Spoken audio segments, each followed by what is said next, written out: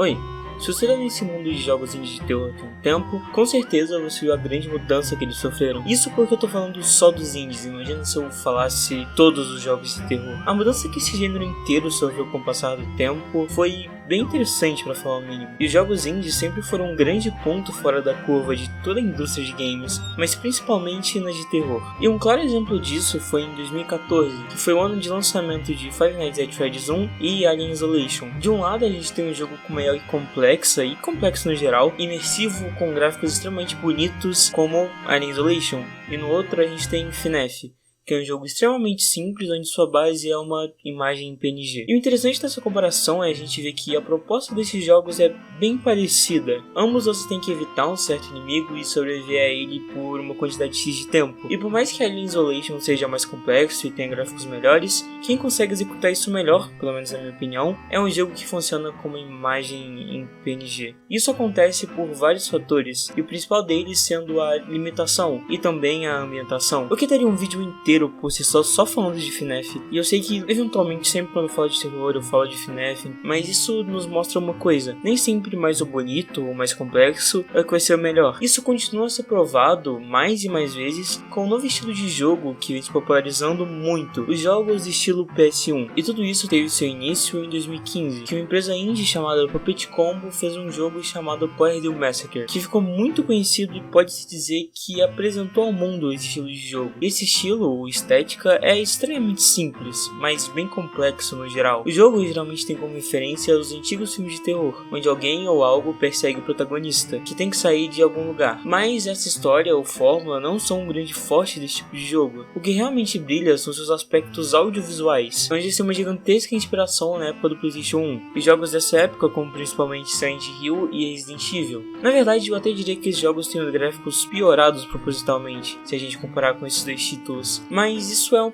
por um motivo bem inteligente, e pra ser sincero, eu até acho mais bonito os gráficos serem piores, entre aspas. Isso porque eles, como eu disse antes, brilham na execução audiovisual, e com essa limitação que eles propõem, onde com maestria passam uma atmosfera incrível, mesmo sendo bem limitados. E tenha essa palavra em mente, tá? Pelos gráficos serem assim, isso acabou colaborando bastante com a atmosfera e ambientação dos jogos, principalmente pelo famoso efeito do Uncanny Valley, que em resumo é um sentimento que acontece quando vemos algo que não é totalmente real, mas também não é totalmente cartoon. Esse sentimento é bem representado nessa curva, onde quanto mais pra direita, mais parecido é algo com o humano, e quanto mais pra cima, mais normal nós nos sentimos com relação a essas imagens. Mas eu não tô aqui pra explicar isso, porque eu acho que todo mundo já tá careca de saber. A questão é que esse efeito não é aplicado somente aos modelos de pessoas, mas sim praticamente ao jogo inteiro, porque todas as texturas são fotorrealistas, ou seja, são tipo fotos. O que cria uma estranheza muito grande quando são colocadas em perspectivas, porque na vida real a gente tem uma noção de profundidade e sabemos que ao vermos os objetos de lado, ele não vai ser igual como a gente vê na frente, mas isso não acontece nesse tipo de jogo, onde a maioria dos modelos e texturas são planas. Eu também poderia falar sobre como a iluminação afeta esses jogos, mas eu não vou comentar sobre isso porque é algo um pouquinho mais complexo, mas enfim. Sem contar que esse tipo de gráfico é extremamente nostálgico a quem viu essa época, além de ser bem funcional ao seu propósito. E um ótimo exemplo de como a atmosfera nesses jogos é feita são os primeiros minutos de Stay Out of the House, que é um novo lançamento da Puppet Combo. Assim, quando o jogo começa, nós somos deixados na porta de um posto de gasolina, de madrugada, onde a gente vai trabalhar. E bem, fora se de madrugada a gente está sozinho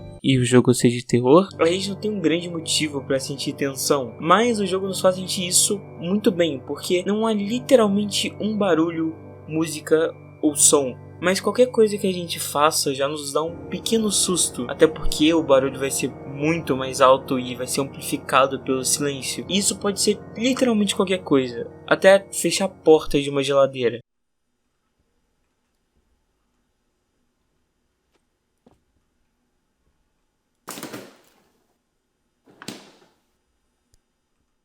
E é aí que tá a genialidade do jogo. No momento, não estamos sob o ataque de nada e ficamos tensos até normalizarmos com toda essa situação. Até que todo esse sentimento é quebrado quando chega o primeiro cliente. Assim que ele chega, nós temos uma sensação de um sentimento estranho, que acontece justamente pela limitação dos gráficos e a animação do boneco, onde ele anda todo duro e a sua aparência muito estranha. Isso nos causa essa estranheza. Esse ciclo de se acostumar e quebrar isso, e se acostumar e quebrar isso, se repete mais umas 2 vezes. Na segunda, é uma mulher que aparece e nos faz pegar um cigarro pra ela, o que nos força a virar de costas, e assim o jogo vai lentamente nos acalmando e falando não tem nada de errado, enquanto a gente faz as tarefas como varrer o chão e etc. Mas aí a gente tem o terceiro cliente, que é o mais bizarro, onde ele nos pergunta se tem mais alguém na loja, e fica perambulando até comprar uma única cerveja e sair embora a pé, o que é bem estranho e, como eu já disse, toda a construção da cena é esquisita e nos faz ter esse pequeno receio, vamos dizer assim. Então depois disso, a porta dos fundos é aberta e a gente vai limpar o banheiro, mas assim que a gente volta...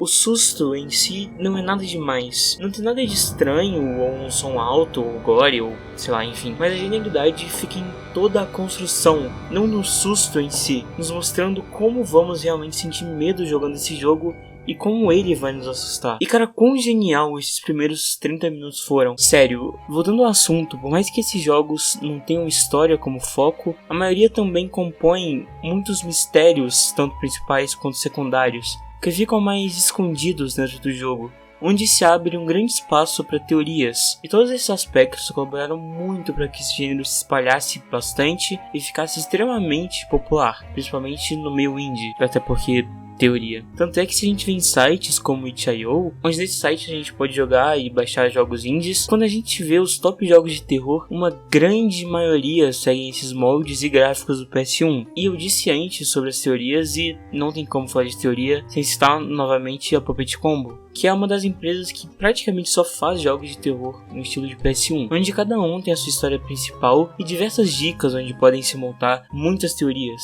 Inclusive tem até uma que explica que todos os jogos são conectados entre si, mas eu também não tô aqui pra falar disso. Então esse gênero é simplesmente, como eu disse antes no vídeo, genial. E contrário a isso, a gente tem grandes jogos de terror com gráficos realistas, modelos complexos, onde a bunda de uma personagem tem mais polígonos que qualquer jogo de PS1. Enfim, esses jogos mais conhecidos também se baseiam bastante em jumpscare que não faz sentido. E diferentemente com o estilo de PS1, os jumpscares também existem, mas eles são usados de uma forma moderada e fazem sentido, porque eles não só se limitam a um susto que vem do nada repetidas vezes. Em alguns jogos isso até acontece, como no FNAF, mas enfim. Muitas vezes nesses jogos o clima é construído de uma maneira exemplar e que não se torna só um sustinho, e sim um susto de verdade, se é que eu posso chamar isso de susto de verdade, enfim. Eles também não abusam disso, o que é sempre bom ressaltar. Mas o engraçado mesmo de toda essa história é que com mais recursos e com grandes equipes e praticamente sem limite algum, fora monetário, os jogos AAA conseguem ser menos do que os jogos onde a proposta em si é ser muito mais limitado.